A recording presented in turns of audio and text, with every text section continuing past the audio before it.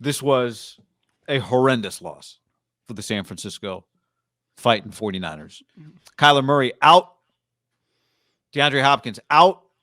A.J. Green out. J.J. Watt out. Colt McCoy in. Adrian Peterson in his prime in. Earl Campbell in. And an ass kicking at the hands of Cliff Kingsbury, who was once fired by Texas Tech.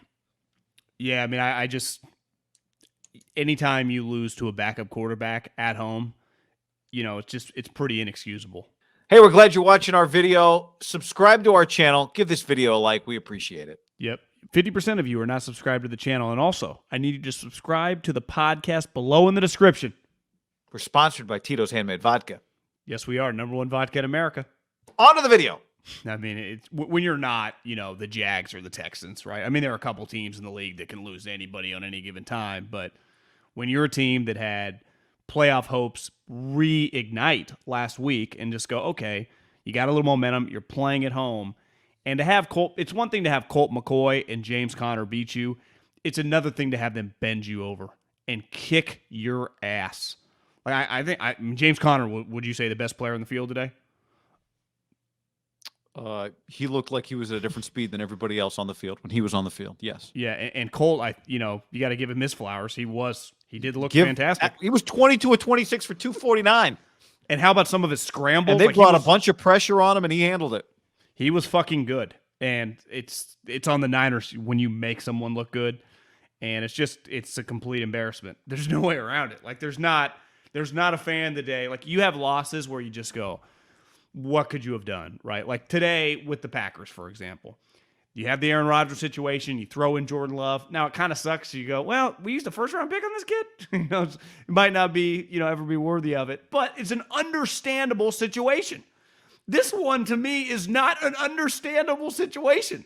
They came in, like you said, it wasn't just their backup quarterback. It's their star wide receiver. It's really their number 2/3 wide receiver in A.J. Green, depending on the day.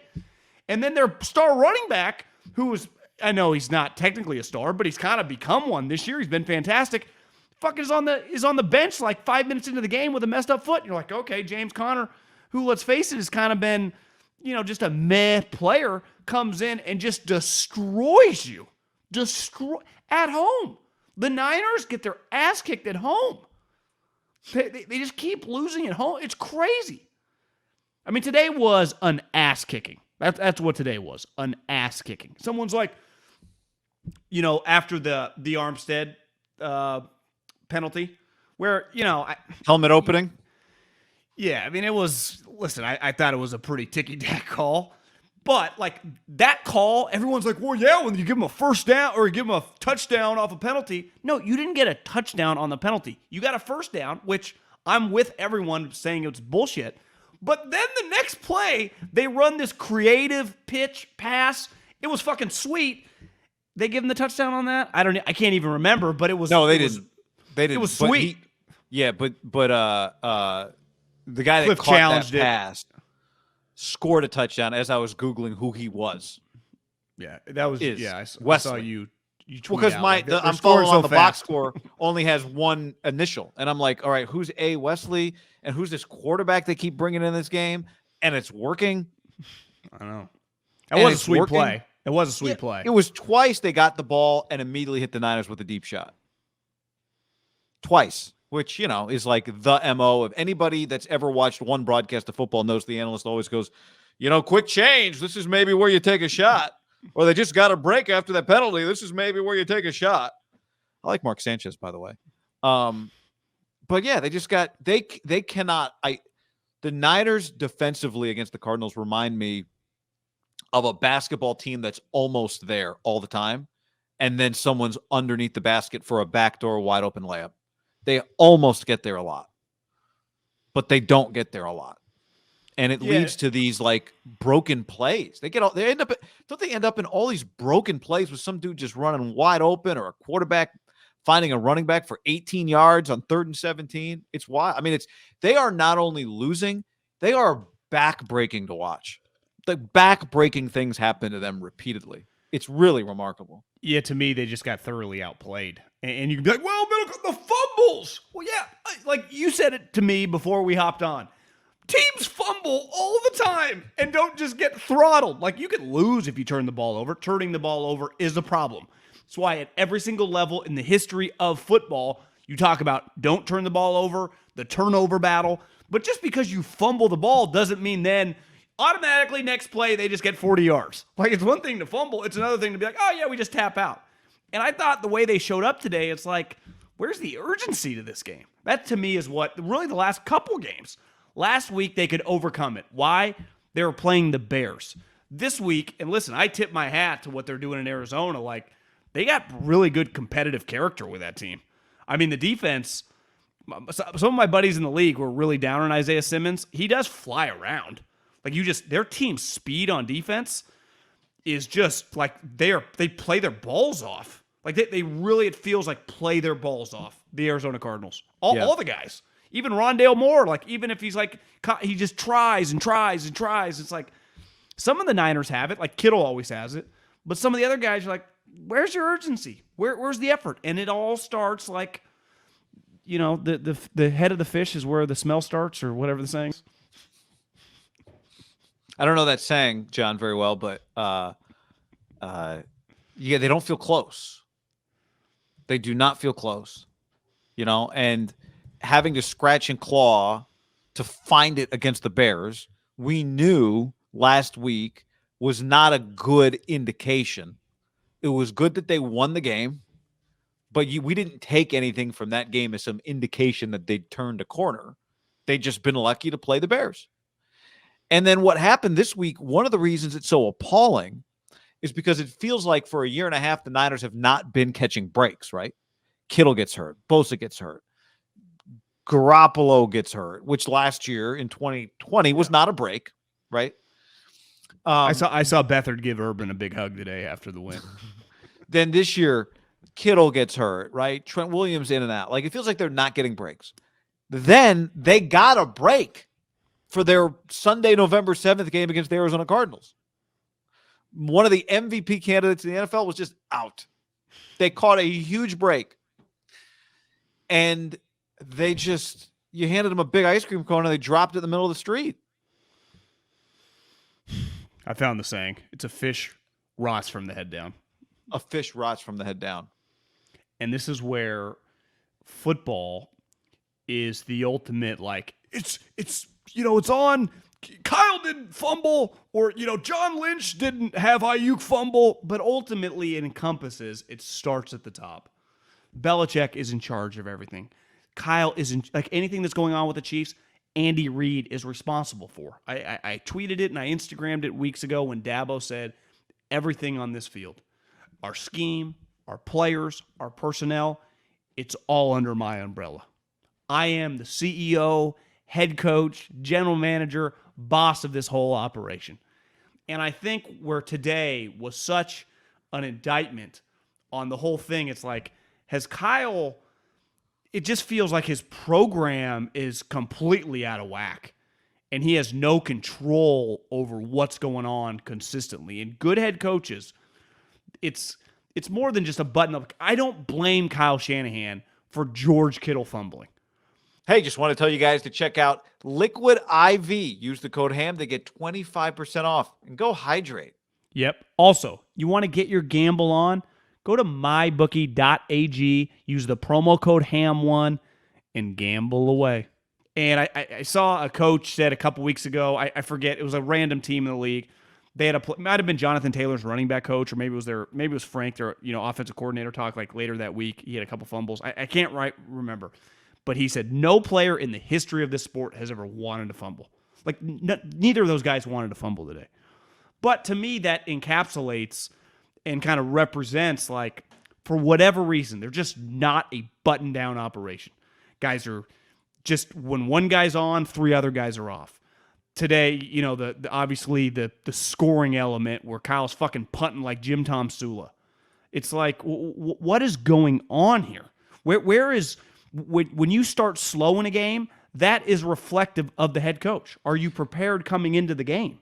Yeah. So, you can blame individual players for stuff, but ultimately, the head coach is responsible for it all, especially a guy with this much juice when you factor in too, like, he's in charge of the personnel as well.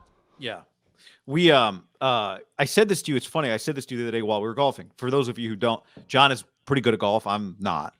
But we were talking about something on the course, and talking about golf is fun, and talking about golf in the context of other sports is great too. There was a quarterback. There was some story about a quarterback. Oh, it was Matt Corral.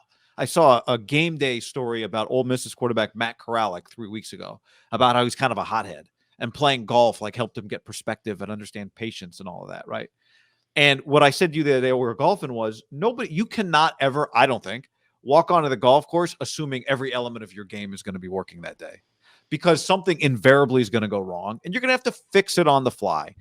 The fumbles were a part of the problem for the Niners today. They were not the only problem. The other problem is that they punted on the first drive before they fumbled. They punted on the third drive after they fumbled. And in the meantime, Arizona scored 2 touchdowns. So it was all of that together. It was that their first drive out of the box was 5 plays. And the play after the fumble, when they'd given up a touchdown and had to respond, was a 3 and out. So it's all of that together. All those things together. Fumbles. If I told you before the game the Niners fumbled the ball twice, you'd go, okay, well, what else happens? Did the Cardinals score right away after the first one? Did the Cardinals score right away after the second one? Did the Niners go 3 and out after they get the ball back and then 7-0? What else happens? Didn't Ayuk's fumble happen in almost to the red zone? It's not like he fumbled backed up where they had to punch it in. I mean, he fumbled. They hit the deep bomb. He fumbled way deep into their own area, the Niners area, right? So it's not. It'd be one thing if both fumbles happened, pinned up in their own 15-yard line and were easy scores. You'd be like, well, those were backbreakers. The Ayuk fumble, it was a kick in the dick. I think he literally got kicked in the dick on one play. He did later in the game, yeah, after he made one of his other incredible plays. But it was not a back-breaking fumble. That to me is the thing. If you when Derek Carr today threw a pick 6, that is a whoa, the air comes out from you. But the fumble is okay, take a deep breath. It's football. Sometimes you fumble. Can you figure it out?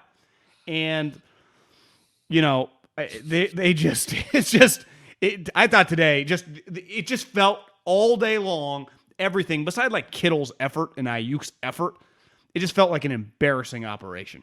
That's what it feels like. It's just kind of embarrassing to watch.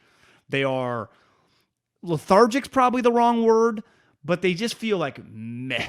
What the fuck is going on? I just don't, I can't put my finger on it. I can't wrap my head around it. But ultimately, it's all reflective of the head coach, who has handpicked every single player in this roster, who is the offensive play caller, who obviously handpicked the defensive coordinator, which I know he's going to be an easy one. He's not going to get fired. And I put the personnel more on, D'Amico's not responsible for the personnel. And if Kyle is letting D'Amico tell him to start the 2 corners in their 30s that no other team wants, that's on Kyle Shanahan as well. All this stuff, no one can tell Kyle Shanahan, not even the fucking owner, what to do. That's just the way the 49ers work. Jed is not dictating anything football-wise to Kyle right now in season.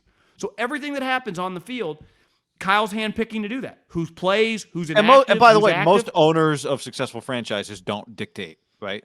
Yeah, I don't want Jed to say anything. But Robert my point Kraft is, could have re-signed Tom Brady without Bill and said, all right, guys, you figure it out, right? But he didn't.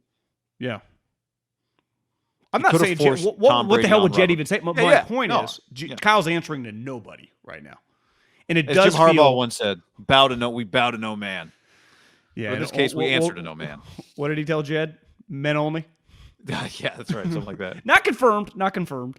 But it's just, when you have an operation that I think where people are struggling with this is the team looks terrible. And it really has for the majority of the season, besides little moments here and there, right? It's one thing to have a good couple drives. It's another thing to play good games. They don't even sniff good games. Even going back to the Bears game, they had a good half.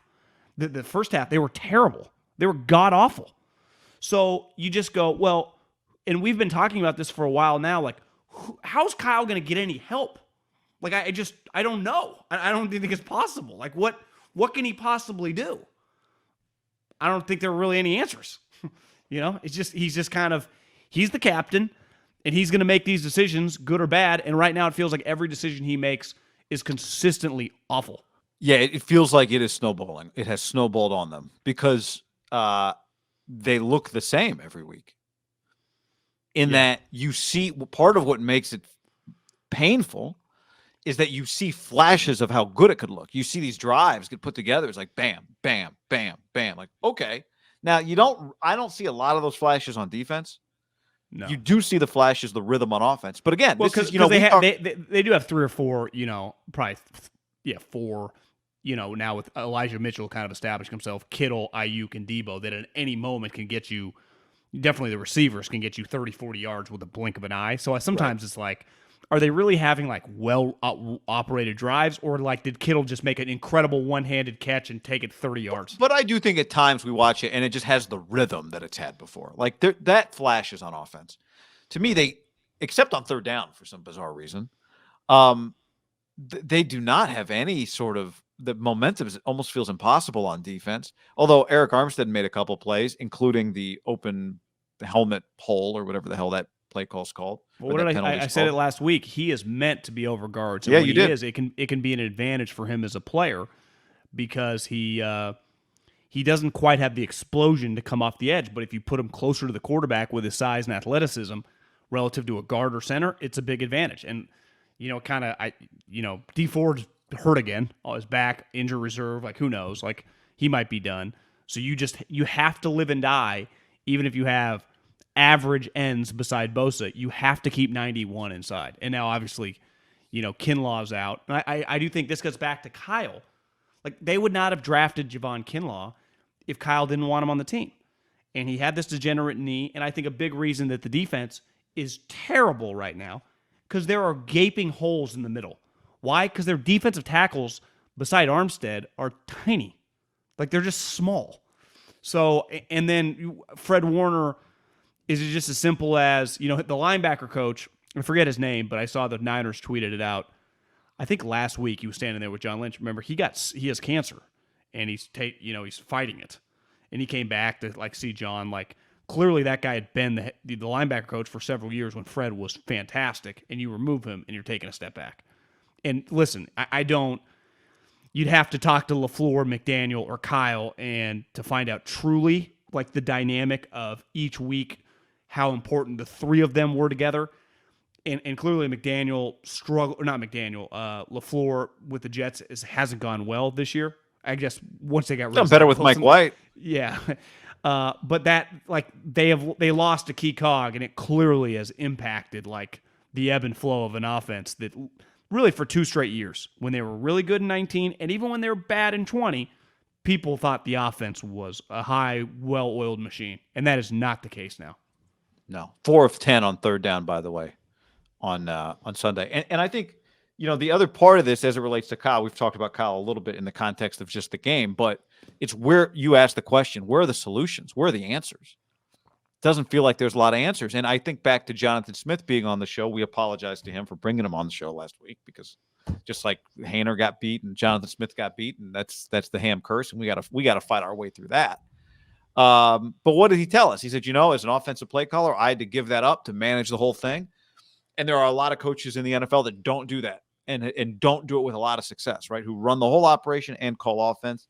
And I'm not saying that can't be done or even that Kyle Shanahan shouldn't be doing it. But when the defense has problems, that's also under the purview of the head coach. When special teams has problems, not just John Harbaugh's special teams, because he used to be a special teams coach. When the special teams have problems, that's under the purview of the head coach too. And right now, the Niners just feel like they're constantly putting out fires. They can't get ahead. And, maybe part of that is just like health is somehow in some ways lucky. Some bad luck can happen, and that's unlucky. Sure, that's a part of it. But now this has happened week after week after week after week after week that they just cannot put the right pieces of the puzzle together. Well, and there's not did I hear boos today early in that game or late in that game? Not the punt on fourth and not the late punt, but at other points of the game, it felt like they were there too. Yeah, I think on a bad third down, where Jimmy airmailed. I mean, Jimmy's not a big hit the guy. I tweeted this out. He doesn't hit many guys in the numbers. It's like no, not unless they can. A lot of vertical, a lot of reaching. Kittle made an everything's layered over linebackers. Yeah. Yes. Luckily, he airmails it so high sometimes. It's like he doesn't even know where it's going. And Sanchez on one was like, he was just throwing that away. I was like, yeah, if that was Brady or Peyton, I'd be like, for sure. I don't know if we can confidently say that with a Jimmy throwaway. Might have been throwing it away. He also might have just thrown a shitty pass.